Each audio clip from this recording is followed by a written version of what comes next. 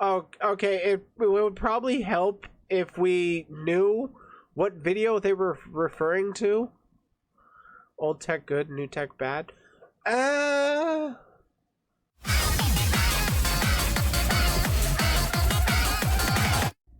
There's a type of art for gaming that I really love. I've always been a big fan of pixel art, especially when we had like the 32-bit sprites. Those were kind of peak graphics for me. The second best would be cel shaded, at least in my opinion. I really don't like the photorealistic stuff that people have been going for, or game devs have been going for, because it's just demanding more and more on computing, processing, all that fun stuff. It's just slowing the game down. It's not getting optimized, and it's plateauing. It's leveling out. With photorealistic, it's never going to keep seeing exponential growth, so to speak, and it will always look dated after a few years because it keeps creeping, even though the gains are getting smaller and smaller, diminishing returns, all that. But a thread came across my timeline, caught my eye, from a Ian Fish. Art style over high graphics, 100% agree. The right art style doesn't matter. Doesn't matter how many triangles, polygons, whatever. If the art style is great, it fucking sells. It doesn't need to have a million polygons. Anyways, Ian Fish on I hope it's pronounced that, on Twitter, put out a thread that caught my eye. Recently, a video claimed that modern pixel artists are misguided. I don't know what video he's referring to. Mimicking sprites as they appear on modern screens instead of how pixel artists from the 80s and 90s intended them to look on hazy CRT televisions. Not exactly. Let's discuss. And before I get too far into it, for those of you that have been following politics, CRT is not critical race theory in this instance. It's cathode ray tube. It's just a different type of PC, or not PC, television screens that are actually the bigger, fatter TVs. When we switched over to LCD, LED, that's when we started getting like flat screen TV. And you can see a quick comparison right here between the displays with the same, I believe it's the same peach sprite. Anyways, this thread is going to go for a while. First one is easy. This example from Super Mario RPG wasn't drawn by a pixel artist at all. Rather, it was 3D rendered on a Silicon Graphics workstation and then down-resed to an SNES sprite. Touch-ups were done, but the intent was to mimic the 3D render. This was somewhat popular back in the day. Channel 3 to play Nintendo. Oh my god, I remember those days. No one in those days wanted their sprites to be bit crushed. What is this dude even saying? I don't know exactly. We're going to go through. I will say, it does kind of look fancy. At least to me, it's got a nostalgic appeal, because that's when I played most games, was back then on CRT. But what I was going to be saying related to this first tweet, that it was a 3D render, there were a handful of games that would actually do that in order to try and push the limits of graphics on the Super Nintendo. And one of the main ones that comes to my mind, other than Super Mario RPG, was Donkey Kong Country, because those were done in 3D and then converted to sprites, essentially. Another thing that sort of did that was Mortal Kombat, except that wasn't 3D, that was actual people in costumes. So, like, Mortal Kombat, the original one, was a live-action fighting game, if you think about it. As for traditional pixel artists, you have Twitter Blue. Why are you doing such small fuck you? As for traditional pixel artists, there is indeed evidence that some 8 and 16-bit pixel artists definitely created sprites with the fuzzy RF or composite TV signals in mind. However, this was far from universal for a few reasons. Donkey Kong was awesome. Man, they look so different. For starters, the premier platform of the era wasn't consoles nor even PCs. It was arcades, which didn't use fuzzy RF or composite signals, but crisp RGB signals. While they still used the same 15K hertz CRT screens we had at home, the picture was much clearer. Yeah, you can see a lot more of the definition with like the same sprite. My N64 looks a little too clean with my OLED. I get that, because like part of me likes having a bit of that blur. It takes off that roughness, the sharpness, it kind of acts as a little bit of anti-aliasing before we actually really used it. The image below compares Super Street Fighter 2 on, I have this on Super Nintendo. I think it's Turbo, the one I have. On the 3DO via a fuzzy composite signal versus the Super Street Fighter 2 arcade machine with an RGB signal. But as crisp as the arcade RGB image was, the image on the Pixel Artist's work computer was even better. Well, I mean, yeah, it still looks a little fuzzier, but I mean, you are comparing Ken to Ryu, so it'll be hard to make the full comparison. A home console, even connected with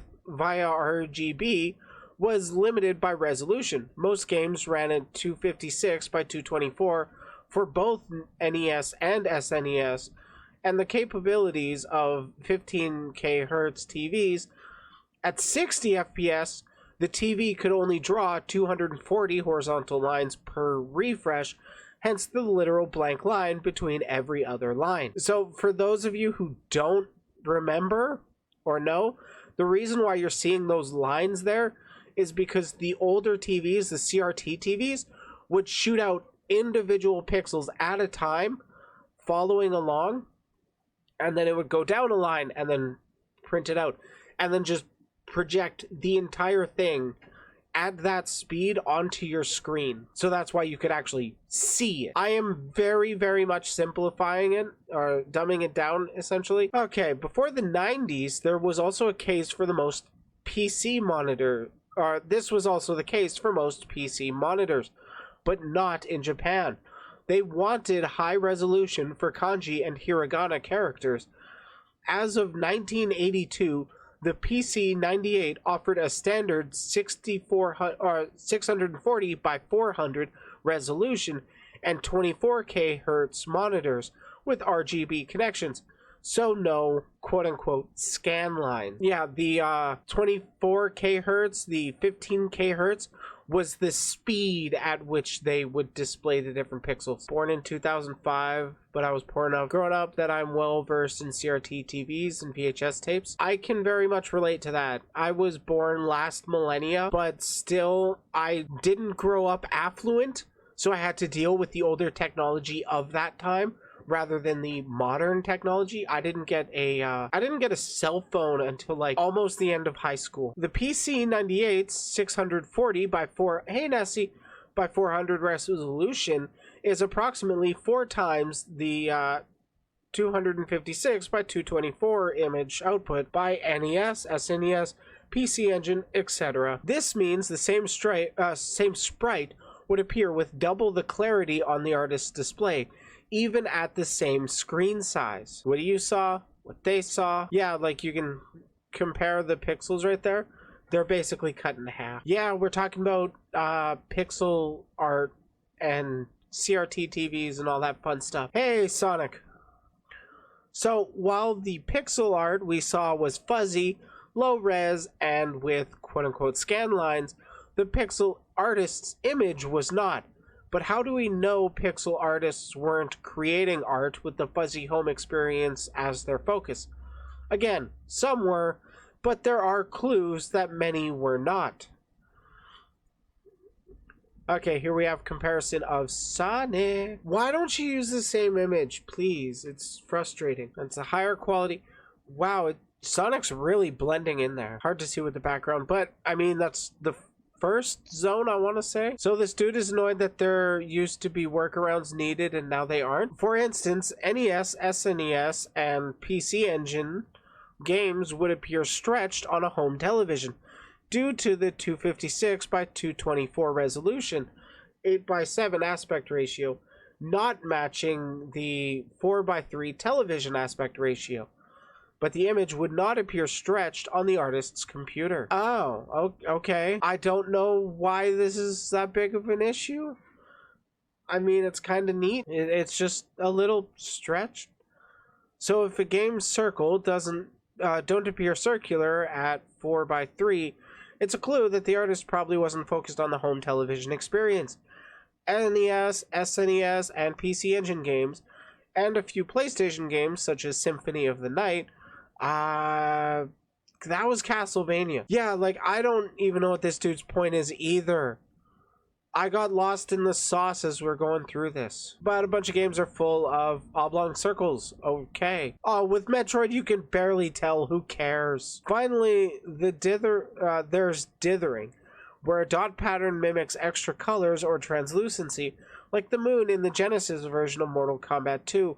But dithering was ubiquitous, including on displays where a user could definitely see the dot pattern. But this was the worst option. Oh my god, you saved it as a JPEG.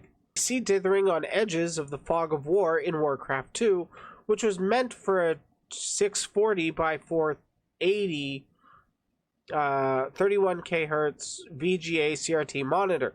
The dithering dots were clearly visible. Nobody was fooled.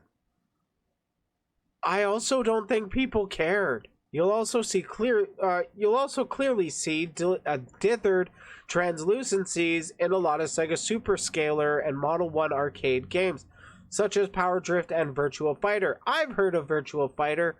Sega was a huge fan of dithered translucencies in the 1990s. Gamers could see them, and we didn't care. Be real that also the CRT screens helped hide that. I did something bad is trending. I kind of want to know. When artists had the opportunity to not use dithering, they didn't. SNES could display 4 times as many colors as the Genesis, so you'll often only see dithering used in the Genesis version of a game. Note the stretched Lion King font in the SNES version. Yeah, for real. I didn't even think about fucking game dev shit until I got to college. The background for the Super Nintendo one looks way better. I don't actually remember playing the Lion King game for Super Nintendo. I remember the Aladdin game. Holy shit. If you enjoyed this bit of insight, please follow me and wishlist Kingmakers on Steam. Kingmakers looks like some kind of RTS world buildy thingy. I don't get what this dude's point is. I'm confused. I think it was just to get people. Oh, okay. It would probably help if we knew what video they were referring to. Old tech good, new tech bad. This dude was definitely responding to a lot of specific shit in a video that he saw, but doesn't link the video and then just goes on to his rants. I'm guessing him. But like most gamers, we didn't care. I think he's just rambling about some highly technical elements of old tech programming that are interesting to him, but maybe not others. Yeah, no, I get that. The thread got like 6.8 million views if you believe Twitter metrics. 70,000 likes for the first post. So like, I'm guessing some people did care. But I kind of lost his point. I was kind of expecting him to go in a different direction. It's always possible there is no videos and it's a marketing ploy. Absolutely could be that. It could just be for trying to promote his game. Oh yeah, I mean, it got the nostalgia serotonin by talking about CRT stuff again. That doesn't have to do with the political CRT bullshit. God, you know what game was my favorite on the Super Nintendo? Power Rangers, the movie, the game. The one that was based off of the Ivan Ooze movie. That was like my favorite side-scrolling beat-em-up. That was so fucking hard though. I couldn't beat it till I was an adult and used cheats. But holy shit was it fun to play with my brother. Or brothers. Power Rangers SNES game. Because there was like a couple different Power Rangers games. One was like the you're fighting with the Zords. Just go and jump into the gameplay. Show you a little example. Oh, this is exciting. Oh, I hated that boss, but it wasn't even... That's not even the worst boss, by the way. You guys should be uppercutting those. You uppercut those grenades and you'll launch them back. Here we go. We got some actual side scrolling. But yeah, there's not much to it. It was just fun as shit, and I loved Power Rangers as a kid. Wanted to clarify that I didn't wanted to say that 3D games are bad on principle, or that I don't appreciate the modern technology is capable of as compared to older, more limited technology. Yeah, no, I get that. Don't worry about that. Wasn't about to ban you or anything. For me, it's just a personal preference of it's very hard for pixel art to age out in quality. Most of the games that I think back on, like Yoshi's Island, it will always look that good. It doesn't have to compete with mod or an ever growing, ever developing technology, so to speak. It doesn't have to keep up with, man, I miss Yoshi's Island. That was so good. Just want to take a quick second to thank all the people who have joined my channel membership to become one of my beeps. It means more to me than you know and goes a long way in supporting the channel. So, thank you to all of my beeps. I'll see you all next video. Thanks for making it to the end of the video. Leave a like if you enjoyed it and a dislike if you didn't. Subscribe for more and connect to the community through Discord. And remember, if you can't be the sharpest tool in the shed, you can always be the hoe.